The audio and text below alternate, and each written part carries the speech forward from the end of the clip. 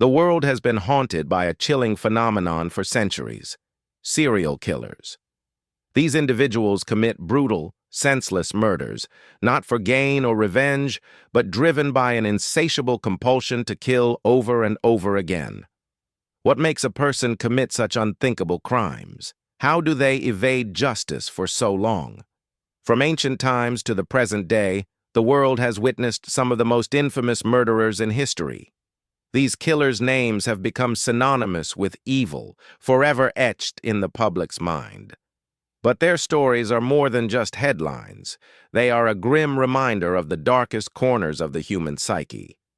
One of the first infamous killers to strike terror into the hearts of a city was Jack the Ripper, whose gruesome murders in 1888 left London gripped in fear. The killer's victims were often women, mutilated beyond recognition. Despite an extensive manhunt and widespread media attention, the identity of the Ripper has never been confirmed, leaving behind a legacy of mystery that still puzzles investigators and criminologists to this day. Though his identity remains unknown, his crimes introduced the world to a new kind of terror, the kind that lurks in the shadows, silent and unseen. As the 20th century unfolded, the world was introduced to a new breed of killer. With the rise of modern media, these individuals became more than just killers. They became figures of myth and fear. Their names, once whispered in dark corners, now filled newspapers, radios, and television broadcasts. The public's fascination with these killers grew, but so did the terror they inflicted. Ted Bundy was one such killer: intelligent, charming, and highly manipulative. He was the kind of person who could blend into society seamlessly. His good looks and persuasive nature allowed him to lure his victims into his grasp. Bundy's spree across multiple states resulted in the brutal deaths of at least 30 young women. His intelligence made him a formidable adversary for law enforcement, and his charisma made him a dangerous predator who fooled the world. Then there was John Wayne Gacy, a man whose outward appearance concealed a horrific truth. To the community, he was a successful businessman and a beloved member of his neighborhood. However, underneath the facade, Gacy was living a nightmarish double life. He lured young boys and young men into his home, where he tortured and murdered them. When he was arrested, investigators uncovered a chilling discovery. Gacy had buried 29 of his victims beneath his house, many of whom remained unidentified for years. His case was a horrifying reminder that evil can be hidden behind the most normal of appearances. Richard Ramirez, known as the Night Stalker, was another killer who terrorized California in the 1980s. His reign of terror involved home invasions, brutal murders, and a twisted trail of fear. He was a killer who was as much about terror as he was about murder, often leaving behind symbols or cryptic phrases written at crime scenes. His victims ranged in age and background, making him an unpredictable and terrifying force. His actions were so erratic that law enforcement struggled to find a pattern. The public's fear of him was amplified by his chaotic and sadistic approach to killing. But what drives a person to commit such unthinkable acts? What makes someone capable of such horror?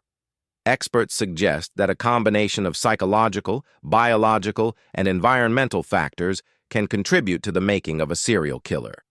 Many of them exhibit traits associated with psychopathy, a condition marked by a lack of empathy, an inability to form meaningful relationships, and a tendency to manipulate or harm others without remorse.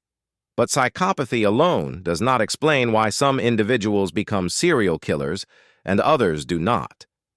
Many of these killers had disturbing childhoods marked by neglect, abuse, or trauma. But not all individuals who experience such hardships become killers. The difference, experts believe, lies in how these experiences shape the individual. For some, their violent tendencies lie dormant until something triggers them, perhaps a traumatic event or a shift in their psyche that pushes them toward violence. And for others, their dark inclinations manifest at a young age, sometimes appearing as cruelty toward animals or a disregard for the well-being of others. For law enforcement, tracking down a serial killer is an exhaustive process that can take years. In the past, investigators had limited resources, making the task of identifying and capturing serial killers even more challenging. Bundy, Gacy, and Ramirez, all of them operated in a time when the tools available to law enforcement were far more primitive than they are today. But with the advent of modern forensic science and investigative techniques, the chances of catching a killer have increased significantly. Advances in DNA analysis, fingerprinting, and other forms of evidence collection have led to the solving of numerous cold cases. Yet, despite these breakthroughs, some killers manage to evade capture for decades. One of the most notorious cases of evasion was the Zodiac killer. Operating in Northern California in the late 1960s and early 1970s, the Zodiac taunted law enforcement and the public with cryptic letters and ciphers.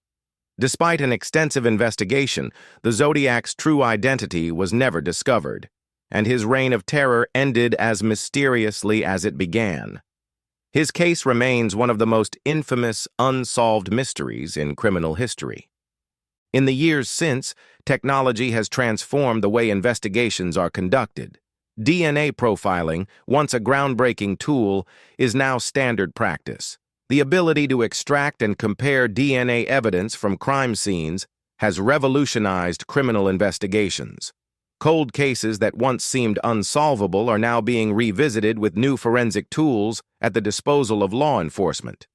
As a result, many killers who thought they had gotten away with their crimes are now being caught, often years after they committed their horrific acts. Serial killing is not confined to the United States. Across the world, killers have left their mark on history, evoking fear and fascination in other nations. The Grim Sleeper in Los Angeles was able to operate for decades, killing at least 10 victims before finally being caught in 2008. In Japan, the case of the cannibal killer shocked the nation and the world when it was revealed that a man had been murdering and dismembering his victims for years.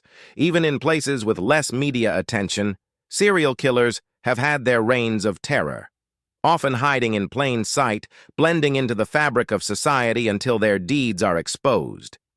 Even after their capture or death, serial killers leave behind a lasting impact. Their crimes become the subject of documentaries, books, and films. They become legends, figures of fascination and fear. People want to understand what makes them tick, what drives them to kill, and why they seem to take pleasure in the suffering of others.